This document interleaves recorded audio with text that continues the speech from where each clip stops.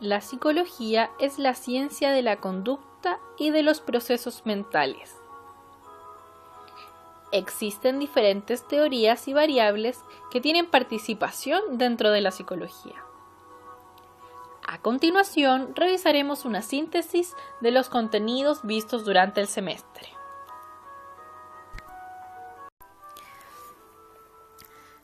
Las teorías de la psicología. Es importante dar una mirada general a las teorías de la psicología para reconocer qué propone cada una.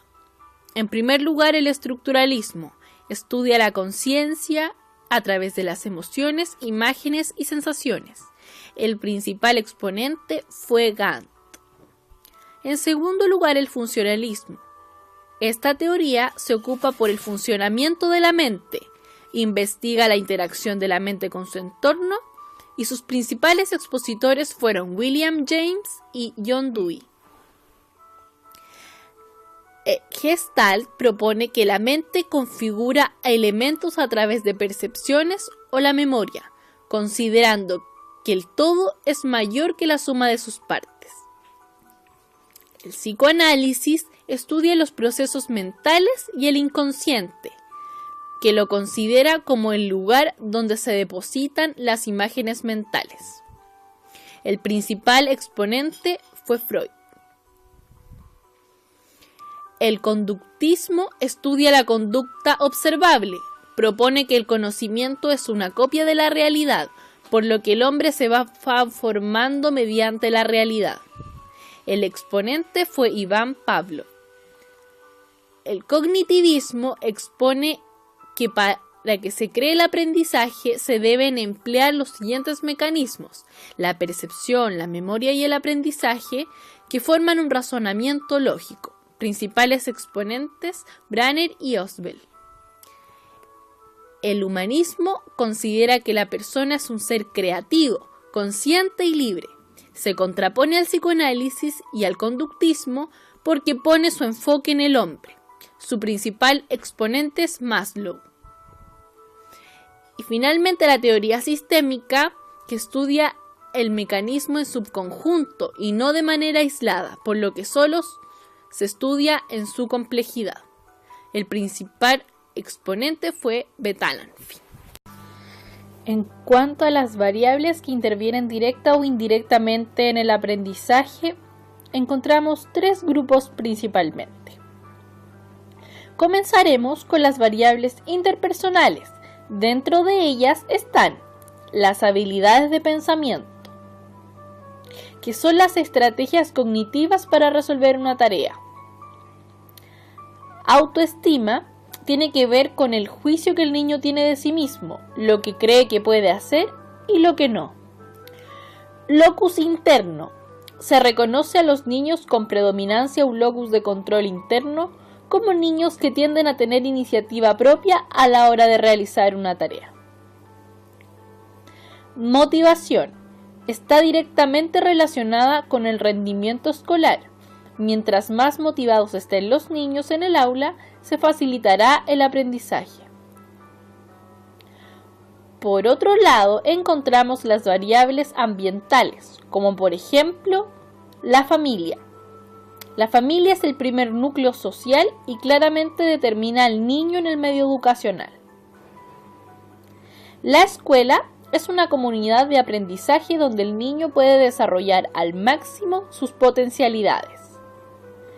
En tercer lugar, encontramos al profesor, que es un agente fundamental en el aprendizaje escolar de los niños. Finalmente, encontramos las variables socioculturales, las que incluyen la desigualdad social. Son las diferencias económicas, políticas y sociales de algunos alumnos frente a otros. Origen familiar. Tiene que ver con la procedencia de cada niño y debe ser tomado en cuenta a la hora de realizar una clase. Diferencia de género. Hace alusión a las diferencias que se establecen entre hombres y mujeres dentro del aula y deben ser tomadas en consideración. Violencia social. relaciones o comportamientos que pueden provocar daños en los niños y afectar su aprendizaje. Tanto la familia, el profesor y la escuela componen lo que conocemos hoy como clima social escolar. Este clima se reconoce como tóxico cuando se percibe injusticia en la institución, priman las descalificaciones, existe una sobrefocalización y se obstaculiza la creatividad. Por el contrario, si el clima se caracteriza por la percepción de la justicia, reconocimiento, tolerancia a los errores, espacio para la creatividad, es un clima social sano. Dentro de las variables ambientales encontramos la importancia del rol docente. Mientras los docentes estén motivados y con sensación de bienestar, manifestarán más preocupación por el aprendizaje de sus alumnos. Por el contrario, si el profesor no se siente a gusto con su entorno laboral, se va a provocar un evidente desgaste profesional. Por ende, el profesor, más que cualquier otro profesional, requiere un especial cuidado de sí mismo, como lo veremos a continuación. ¿Usted sabía que una de las profesiones más complejas es una de las peores pagadas? Este gráfico nos indica que la carrera de educación básica es la segunda peor pagada a nivel nacional. Después de ver esta información, nos preguntamos, ¿cuáles son los principales problemas de los profesores en la actualidad? Los bajos sueldos que reciben los docentes. Muchas funciones y roles por cumplir. Lidiar con alumnos problema y padres conflictivos. Exceso de trabajo. Falta de tiempo para realizar todas las actividades. Pocos sueldos, muchas labores por cumplir y exceso de trabajo, lo que conlleva a un evidente estrés. A continuación, escucharemos testimonios de personas involucradas en la educación. ¿Cuáles son los principales problemas que desmotivan a los docentes en la actualidad? Un trabajo de aula, un trabajo duro, difícil, desafiante y sí estimulante. Sin embargo, el trabajo del profesor no termina en el aula. Tienes que interactuar con otros, tienes que pensar con otros, relacionarte con otros y además y llegar a acuerdos. Y eso no es fácil en un mundo donde existen también muchas diferencias y a veces no existen necesariamente los espacios ni las orientaciones para que tú puedas coordinarte con otro y encontrar acuerdos. El trabajo del profesor sea complejo, está bien la situación en la que se encuentran las escuelas, la conducción del director o directivos, de qué manera ellos apoyan, orientan, abren las puertas o obstaculizan, hay indiferencia, te abandonan, te dejan solo. Eso dentro de la estructura, pero además hay un sinnúmero de acciones y de actividades que hacen que el profesor esté siempre muy demandado y no necesariamente bien acompañado. Las situaciones económico-profesionales no siempre son las mejores. Entonces el trabajo es duro, a veces no bien remunerado, a veces con problemas de verdad en términos de imposiciones, de seguro, en fin, que depende de la estructura y del sistema en que tú estás, depende de dónde estás. Estás en un municipio, el municipio te paga adecuadamente, te impone o no. ¿Y qué va pasando con tu transcurso de permanencia y desarrollo profesional al interior? Eso para decirlo en corto, porque cada uno es un capítulo. Yo diría que básicamente en los últimos tiempos con mucha fuerza tiene que ver con lo que uno interpreta como poco interés por parte de los estudiantes en la tarea que uno emprende. Tiene que ver con alumnos que no les interesa absolutamente para nada lo que el profesor enseña o hace en clase. Eso es quizás lo más desmotivante. A eso se une. Si uno tiene horario muy recargado del trabajo, por lo tanto tiene poco tiempo para preparar las clases, la ciencia avanza y el profesor se estanca. Tercero, cuando hay muy poca relación con sus compañeros de trabajo. Y cuarto, cuando la remuneración que recibe él siente que no le alcanza para poder subvenir de manera digna y adecuada a sus tareas.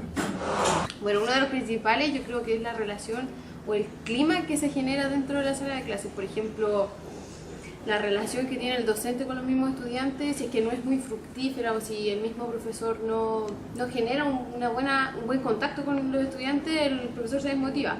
Ya sea porque los niños están cansados, no les gustan las clases, se sienten desmotivados, preguntan a cada rato, profesora, ¿cuándo vamos a terminar la clase? Quiero salir, quiero ir al baño.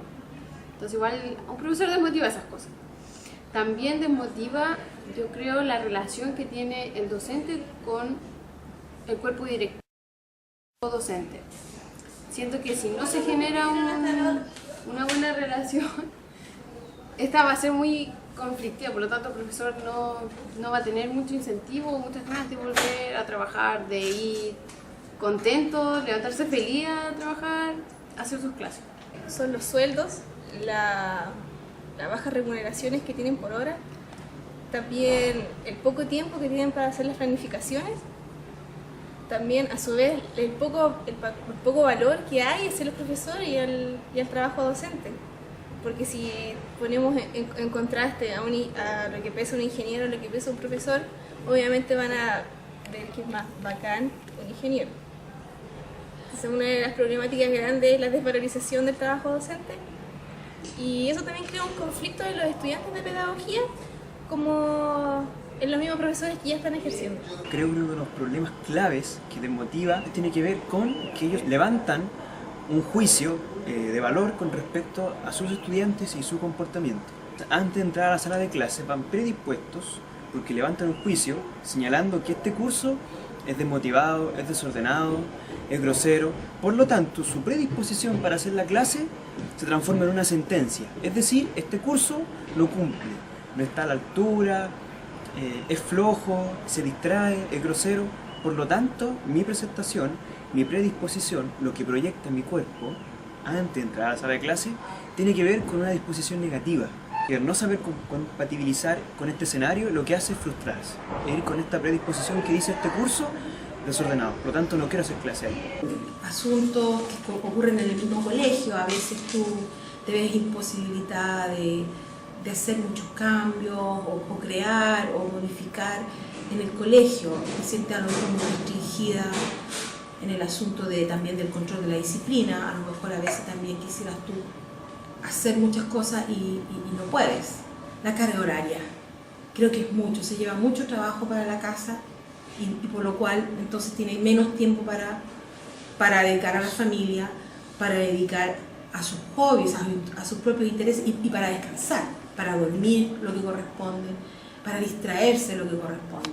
Entonces yo creo que de ahí parte también una gran desmotivación, porque me convierto en una máquina para trabajar y no tengo mucho tiempo para lo que quisiera dedicar, para crear, para escribir, no sé, hay tantos distintos intereses. Yo creo que ese es un motivo fundamental. Otro de los motivos que realmente desmotiva, yo creo que es el sueldo. Frente a estos problemas que dificultan la labor docente, ¿qué recomiendas como medida de autocuidado? Es importante establecer alianzas con otros, porque hay que reconocer que cuando tú puedes contar tus preocupaciones, tus inquietudes, tus penas, las puedes compartir, hay una situación de alivio y de descanso. Eso es uno. Dos, tienes que ser capaz también de defender lo que tú piensas y lo que tú haces. Y eso hace muy bien cuando uno defiende su posición, es una manera de autocuidarse y no quedarse callado y no esconderse, sino que decir lo que piensa y siente y cree. La tercera cosa, yo creo, y ahí lo digo yo en forma personal, uno tiene que buscar ayuda técnica y terapéutica cuando siente que la angustia, el peso, no tiene que tener ninguna restricción en buscar apoyo, porque nosotros los profesores solemos no trabajar con nuestras emociones. Junto con eso yo diría que hacer gimnasia, caminar, hacer ejercicio son los mejores antidepresivos que uno puede encontrar en la vida. Y lo otro es salir a jolgorear con sus amigos y con sus conocidos. Te hace también reírte. Primero, hacer todos los días un buen examen de conciencia, cómo te fue en mi día, cómo fueron las clases que dio, cómo ha sido la relación con sus alumnos, qué es lo que ha hecho en relación con ellos, cómo ha sido la relación con sus compañeros del trabajo, cuán comprometido él está con la escuela y con los objetivos, con la misión, con la tarea que la escuela se propone. Que esa escuela, ojalá la escuela tenga tareas claras, precisas para hacer. Eso es lo más importante. Lo segundo, tratar de mejorar las relaciones con sus compañeros, especialmente con los que hacen la misma asignatura. Que si un profesor no se siente feliz, es como... ¿Qué está diciendo?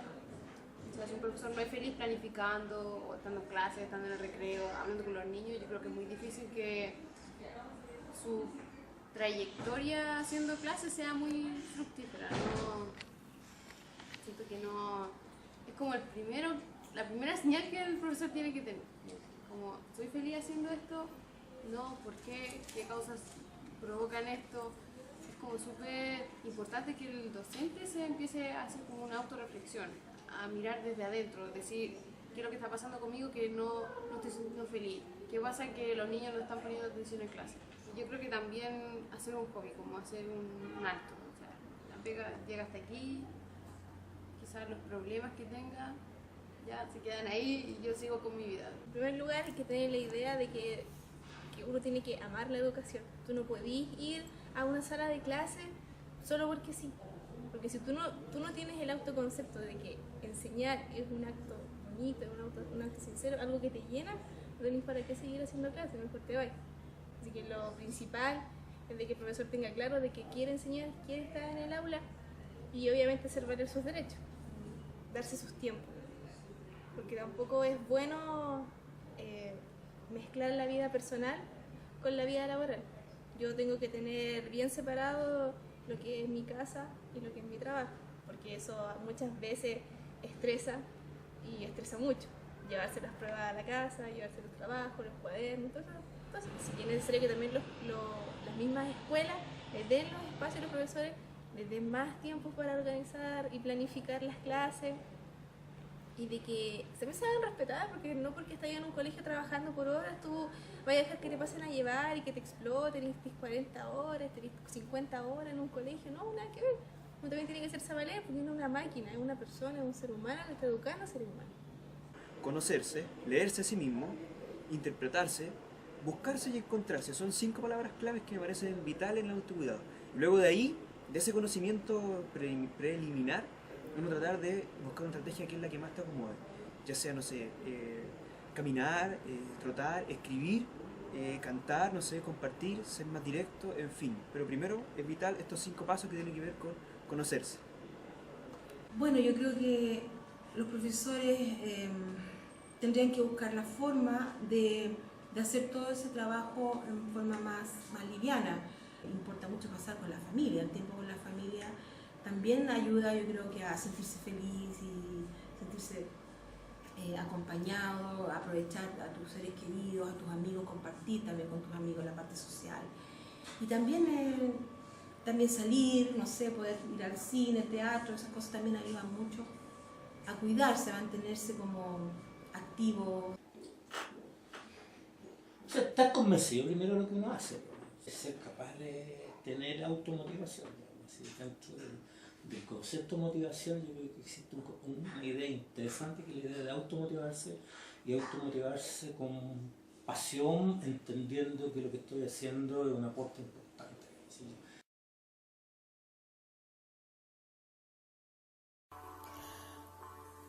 Cuando los problemas y dificultades aparezcan, debemos decir basta. Para poder desempeñar bien la labor docente, es necesario acrecentar el autocuidado, dedicar tiempo a nuestros amigos, familiares, hobbies y entretenciones favoritas. El amor propio es primordial para poder enseñar y contribuir positivamente en la vida de los niños. Aprendamos a autocuidarnos y a educar para la vida.